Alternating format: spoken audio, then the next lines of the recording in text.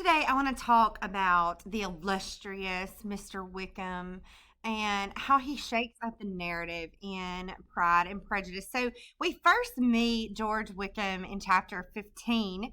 He kind of bursts onto the scene in a very memorable way. Austen writes, but the attention of every lady was soon caught by a young man whom they had never seen before, of most gentlemanlike appearance, walking with an officer on the other side of the way.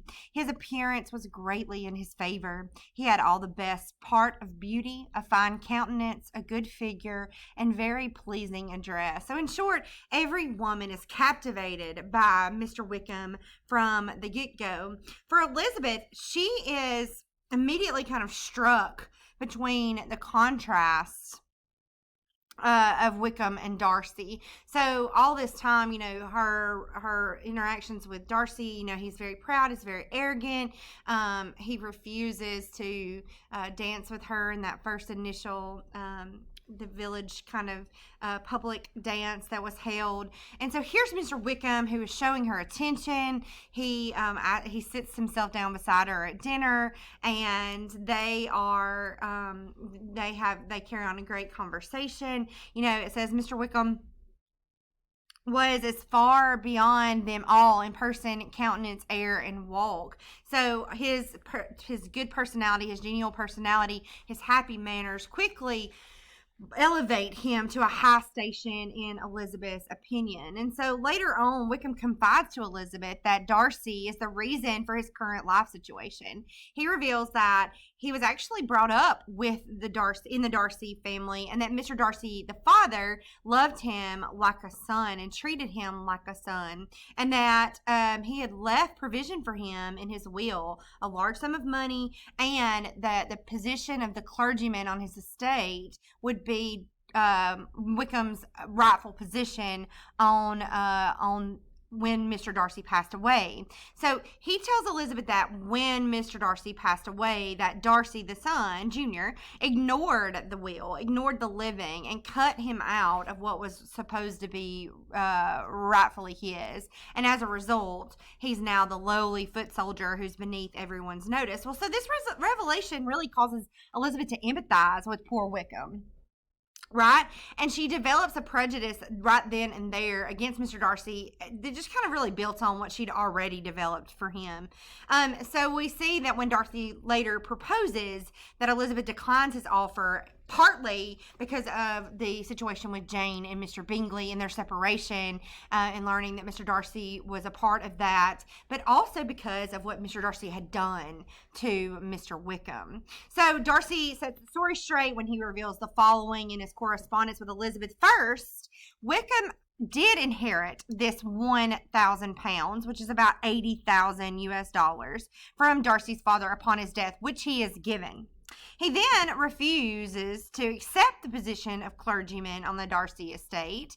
So Darcy pays him an additional £3,000, which is about $240,000 in US dollars, which is the value of that position. So he gets the money from the will, 80K, then he gets the value of the position, which is 240K. So he's given that on Mr. Darcy's death. Darcy does that. He gives that to him.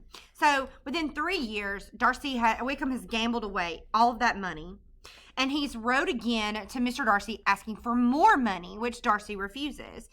Wickham then starts coming around and tries to convince the young Georgiana Darcy, the younger sister, to elope with him because she is to inherit £30,000, which is 2.4 million US dollars estimated.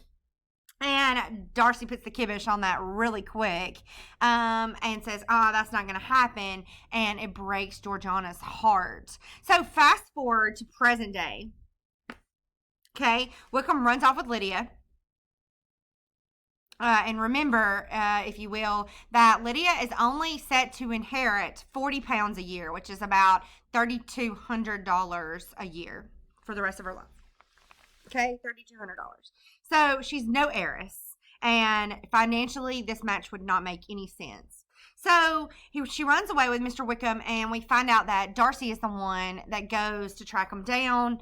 And he tells Darcy when he does that he has no intention of marrying Lydia. He was just having a bit of fun. He still plans on marrying an heiress. And so in order to persuade Wickham to marry Lydia, Darcy has to make some major money moves. First, he pays off all of Wickham's debt, which is about £1,000. Which is about $80,000 in today's estimation. He pays Wickham's military commission, which is how much Wickham will get from his military posting, which is about £450, about $36,000. Sorry, my brain just stopped working. That number is not correct. Hang on one second. Okay, so now I have that correct. My quick math wasn't quite correct. So he pays Wickham's debt, which was £1,000, which is actually $8,000. I had 80. I was like, why is that number higher than? Okay, so $8,000 in U.S. dollars estimation. Then he pays Wickham's military commission, which is £450, which roughly comes out to be about $36,000. So that's what his current position, the value of that position.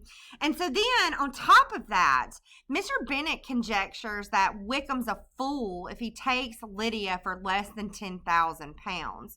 Okay, so we have 36, we have 8, and that's still not enough for him to live off of comfortably, just paying his debt off and paying for his military commission combined with what Lydia would have. So Darcy probably additionally paid £10,000, which would have been $800,000 in order to make him marry Lydia. So on top of that, it's very important to note that when Lydia runs away with Mr. Wickham, her reputation, her social standing, they're ruined, right?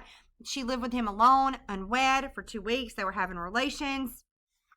Okay, and only marriage would have been the only thing that would have been able to save her from being rejected in her social sphere, and only marriage can save her family's reputation as well, unless they disown her, because no one would want to marry a girl that had lived in sin, essentially, with a man, and no one would want to attach their family name to someone with a sister like that.